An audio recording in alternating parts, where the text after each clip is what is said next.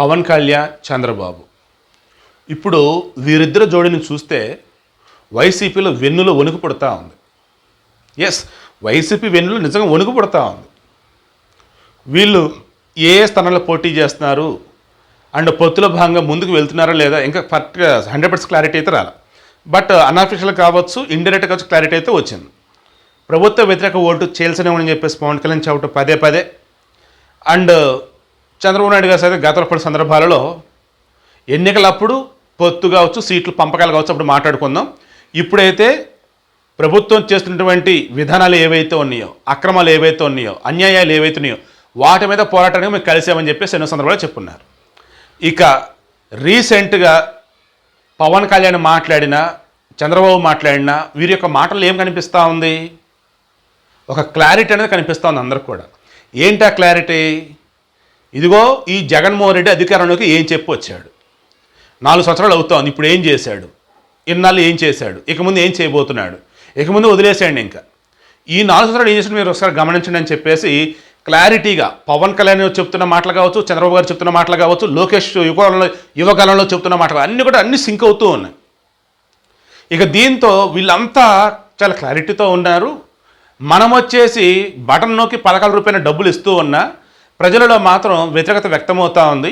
ఏకంగా మన ఎమ్మెల్యేలు ఓ ఊరికి వెళ్తే ఐ థింక్ చిత్తూరులోనే, ఎక్కడ కర్నూలులో, మరి ఎక్కడ రాయలసీమలోనే ఒక ఊరు తాళాలు వేసుకుని వెళ్ళిపోయి ఉన్నారు. ఏది ఈ వైసీపీ ఎమ్మెల్యే ఊరు వస్తున్నాడు అనగానే. మిగతా కొన్ని చోట్ల నిలదీసి అడిగేస్తూ ఉన్నారు, మీరు ఏం చేశారని చెప్పేసి మీకు ఓట్లు వెళ్ళి మీరు చెప్పండి అని చెప్పేసి. ఈ వ్యతిరేకత ఒక పక్క, ఇటుపక్క వీళ్ళ క్లారిటీ ఒక పక్క, ప్రజల్లో వచ్చేసి మన గ్రాడ్యుయేట్ ఎమ్మెల్సీల్లో భయంకరంగా ఓడిపోవటం వైసీపీ వాళ్ళు, ఇవన్నీ కలగలిపి వైనాట్ 175 తర్వాత సంగతి. కనీసం ఒక ప్రతిపక్షానికి కావాల్సినటువంటి స్థానాలను వస్తే లేదన్న భయంలో ఉన్నారు. బట్ ఆ భయం ఎక్కడ కనిపించనీయకుండా, లేకపోతే గంభీర ప్రదర్శిస్తూ పదే వైనాట్ 175 అదేమంటే నరకాసురుడు అనేవాడు ఉన్నాడే, వాడిని నేను నమ్మొచ్చు కానీ చంద్రబాబు నాయుడు నమ్మలేమని చెప్పేసి అది పొంతం లేని అది ఒక ఇది చెప్తారు. అదేమంటే వీళ్ళు అసలు మనుషులేనా అంటారు. అసలు ఒక మంత్రి మాట్లాడుతున్నాడో, లేదన్నప్పుడు ఒక చదువుకోని వాడు మాట్లాడుతున్నాడో, కార్యకర్త మాట్లాడుతున్నాడో, లేదంటే మన స్పీకర్ తమ్మినేని సీతారాం మాట్లాడుతున్నాడో అర్థం కావట్లా. ఈయన తమ్మినేని సీతారాం ఏకంగా ఏమన్నారు, చంద్రబాబుకి Z+ కేటగిరీ ఉంది, బ్లాక్ క్యాట్ కమాండోస్ ఉన్నారు, వాళ్ళు కనుక లేకపోతే ఎప్పుడో ఫినిష్ అయిపోయేవాడు, వాళ్ళంతా ఉండబట్టి నోటికి ఏదో వస్తుంది మాట్లాడుతూ ఉన్నాడు, సో వాళ్ళని తీసేయాలని చెప్పేసి నేను సిఫార్సు చేస్తాను కేంద్రం అని చెప్పేసి అంటున్నాడు. అంటే ఇండైరెక్ట్గా ఏమంటున్నాడు, చంద్రబాబుని చాలా చంపడానికి ట్రై చేస్తున్నాడు, బట్ వల్ల కావట్లేదు ఈ కమాండోస్ వల్ల, వీళ్ళు కనుక లేకపోతే ఏ రోజు చంద్రబాబు వేసేస్తారని వెళ్ళి చెప్తా ఉన్నాడు. మరి వీళ్ళిద్దరు ఉన్నారా ఇంకెవరా తేరాలి. ఖచ్చితంగా ఈ విషయాన్ని సుమోటోగా తీసుకొని టీడీపీ లీగల్ సెల్ వాళ్ళు ముందుకెళ్ళని చెప్పేసి కోరుకున్నాను. సో పాయింట్కి వస్తూ ఉన్నాను. ఇలా చూసుకుంటూ ఉన్నట్టయితే రోజా మాట్లాడినా, కొడాలి నాని మాట్లాడినా, మన పిల్లోడు కదండి ఎంపీ అబ్బాయి భరత్ అని అతను మాట్లాడినా, ఆ గుడి అమర్నాథ్ మాట్లాడినా, ఇలా మరికొంతమంది మంత్రులు, ఎంపీలు, ఎమ్మెల్యేలు ఎవరు మాట్లాడినా సరే, ఇదిగో మా ప్రభుత్వం సాధించిన ప్రగతి, ఇదిగో మా ప్రభుత్వం సాధించిన అభివృద్ధి, ఇదిగో మా ప్రభుత్వం వచ్చాక ఇచ్చినటువంటి ఉద్యోగాలు, ఇదిగో మా ప్రభుత్వం వచ్చాక వచ్చినటువంటి కంపెనీలు అన్న వేళ ఏం చెప్పుకోలేకపోతా ఉన్నారు. ఇక దాంతో 11 రూపాయల డబ్బులు ఇచ్చాము, 11 రూపాయల డబ్బులు ఇచ్చాము, ఇదే పాట పాడిందే పాటరా పాసిపల్ల దాసుడు అని చెప్పేసి ఇదే పాట ఇదే మాట. కొత్తగా ఏంటంటే టీడీపీని ఏదన్నా అందామంటే అక్కడ ఏమి దొరకపోయేసరికి వెన్నుపోటు. అరే నాయన, వెన్నుపోటు అంటుంది. మీరు ఎప్పుడు 99 చంద్రబాబు బ్రహ్మాండం గెలిచారు కదా, మరి ఎలా గెలిచారు? మొన్న వచ్చేసి 2010 బ్రహ్మాండం గెలిచారు కదా, ఎలా గెలిచారు? సో వెన్నుపోటు ఇవన్నీ వర్కౌట్ అయ్యేది కాదు. అండ్ అక్కడ ఆల్రెడీ క్లారిటీ ఇచ్చేస్తున్నారు. ఆ రోజు ఎన్టీ రామారావు గారు ఎటువంటి సిచ్యువేషన్లో ఉన్నారు, ఎవరి వల్ల ఆ రకంగా ఆయన ఉన్నారు, ఆ సమయంలో పార్టీని కాపాడుకోవాలంటే ఇక అంతా ఒక తాటి మీదకి వచ్చి చంద్రబాబును ముందు పెట్టామని చెప్పేసి ఆల్రెడీ చాలా ఛానల్స్లో చాలామంది చెప్పినారు. అలా చెప్పిన వాళ్ళు కూడా టీడీపీలో లేరు, వేరే పార్టీలో ఉన్నారు. సో జనాలు క్లారిటీ వచ్చేసింది. సో వర్కౌట్ కాదు.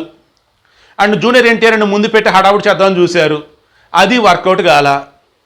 పవన్ కళ్యాణ్ సంబంధించి ఆయన ఫ్యామిలీ విషయాలు తీసుకొచ్చి ముందు పెట్టారు, నాన్న హడావుడి చేస్తారు, పోసాని కృష్ణమూర్తి చేత గబ్బుగా మాట్లాడిచ్చారు. సో అది వర్కౌట్ కాల. ఇక ఏం చేయాలి? ఎట్లా చేసినా సరే పొత్తులని, సీట్లని 175 నానా హడావుడి చేశారు, అది కూడా వర్కౌట్ కాల. సో అంతిమంగా పవన్ కళ్యాణ్ని, చంద్రబాబుని మనం విడగట్టలేకపోతూ ఉన్నాం, వాళ్ళని దూరం పెట్టలేకపోతూ ఉన్నాం. ఇంక అంతిమంగా ఏం చేయాలా? కాపు కమ్మ మధ్య గ్యాప్ అనేది క్రియేట్ చేయాలా.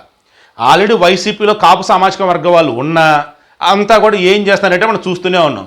దారుణంగా కమ్మ సామాజిక వర్గాన్ని ఈ వైసీపీ నాయకులు టార్గెట్ చేస్తూ ఉన్నారు. సాక్షాత్తు జగన్మోహన్ రెడ్డి టార్గెట్ చేసి ఎన్ని మాటలు అంటూ ఉన్నా సైలెంట్గా ఉంటూ ఉన్నారు.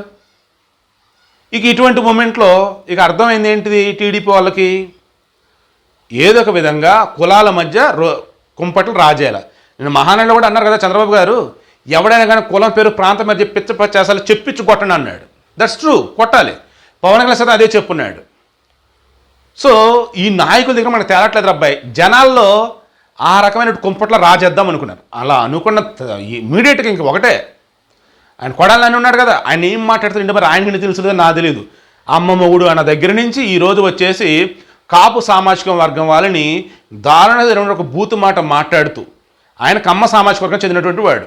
బట్ కమ్మ సామాజిక వాడు చాలామంది కూడా ఆల్మోస్ట్ ఆయన పక్కన పెట్టేశారు. మావాడికి అదే బాబు ఆయన అన్న వేళ ఏదో మాట్లాడుతుంటారు వాళ్ళు. Okay, let it be. So ఇప్పుడేంటి, ఆయన చేత అనిపించినట్టయితే కాపు సామాజిక వర్గం వాళ్ళని ఆటోమేటిక్గా కమ్మవాడు మనల్ని నిరాకంగా అంటాడా అని చెప్పేసి కాపు సమాజం వాళ్ళు అనుకున్నట్టయితే కమ్మ కాపు మధ్య గ్యాప్ అన్నది వచ్చేది, అండ్ గొడవలు రేజ్ అవుతాయి అన్న వేలో వాళ్ళు వర్కౌట్ చేద్దామని అనుకున్నారు. స్కెచ్ అది.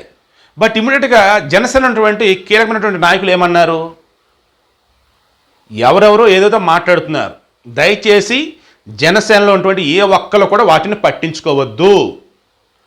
చంద్రబాబు పవన్ మధ్య గ్యాప్ క్రియేట్ చేయడం వాళ్ళ వల్ల కాక కాపు కమ్మ సామాజిక వర్గం మధ్య గ్యాప్ క్రియేట్ చేద్దామని చూస్తున్నారు. పోనీ ఇక్కడ కూడా వర్కౌట్ కాదా, అయితే కాపులు బీసీల మధ్య గొడవ రేపెట్టాల. అది ఎలాగా, మాటల ద్వారా కావచ్చు, సోషల్ మీడియాలో పోస్టుల ద్వారా కావచ్చు, లేదన్నప్పుడు బయట ఎక్కడైనా ఫ్లెక్సీల ద్వారా అయినా సరే కావచ్చు గాక, ఏదొక విధంగా కాపు సామాజిక వర్గాన్ని టీడీపీకి దూరం చేయాలా, ఏదొక విధంగా కాపు సామాజిక వర్గాన్ని బీసీలకు దూరం చేయాలా, ఇదే టార్గెట్గా వైసీపీ వాళ్ళు ఉన్నారు. కాబట్టి అర్థం చేసుకొని అంత సంయమనం పాటించండి, తొందరపడవద్దని అంటా ఉన్నారు. ఈవెన్ నేను ఈ వీడియో ద్వారా చెప్తుంది కూడా అదే. నా చిన్నప్పటి నుంచి, నా వయసు 38 సంవత్సరాలే అండి, దేవుడి దేవల్ల నాకు 6 సంవత్సరాల వయసు ఉన్నప్పటి నుంచే సమాజం పట్ల ఒక అవగాహన అనేది ఉంది. 8 సంవత్సరాల వయసు ఉన్నప్పటి నుంచి పేపర్ చదవడం అలవాటు అనేది ఉంది. మొత్తం గమనిస్తూనే ఉన్నా. ఈ 2019 తర్వాత ఆంధ్రప్రదేశ్లో ఉన్నటువంటి పనికి మాలిన నీచమైన కుల రాజకీయాలు నేను ఇంతవరకుగా చూడలా. అంత వరస్ట్గా మాట్లాడినటువంటి నాయకులని నేను చూడలా. ఎంతోమంది అమాయకులైనటువంటి ప్రజానికం కులాల పేరుతో తిట్టుకోవటం, మాట్లాడుకోవటం, పోస్టులు పెట్టుకోవడం, అదే నేను చూడలా. నా అనకూడదు కానీ బ్యాడ్ లక్ అనుకోవాలి, అటువంటివి చూడాల్సి వస్తుంది. బాధ అన్నమాట నాకు కూడా. కనీసం ఈ ఎన్నికలకు ముందైనా సరే ప్రజలు ఆ కులాల రొచ్చులోంచి బయటపడి, ఈ రాజకీయ నాయకుల కబంధ హస్తాల నుంచి బయటపడి, స్వార్థ రాజకీయ నాయకులు వెనక వెళ్లకుండా మనం, మన కుటుంబం, మన సర్కిల్, మన ఫ్యామిలీ, మన ఊరు అన్నట్టుగా అంతా కలిసిమెలిసి ఉండి మంచి వాళ్ళకు ఓటేసుకుందాం, మన భవిష్యత్తును మనమే తీర్చిదిద్దుకుందాం. భవిష్యత్తుకు భరోసా అంటూ చంద్రబాబు వస్తూ ఉన్నారు, ఆయనకి తోడుగా పవన్ కళ్యాణ్ ఉంటూ ఉన్నారు. ఒకవేళ కలిసి వచ్చినా కలిసి రాకపోయినా సరే మనకు నచ్చినట్టుగా ఓటేద్దాం. బట్ వైసీపీకి అయితే వద్దురా బాబు అనే వేళ డిసైడ్గా నాకు అయినట్టయితే ఖచ్చితంగా ఏపీ అయితే బాగుపడితే నాకైతే అనిపిస్తూ ఉంది.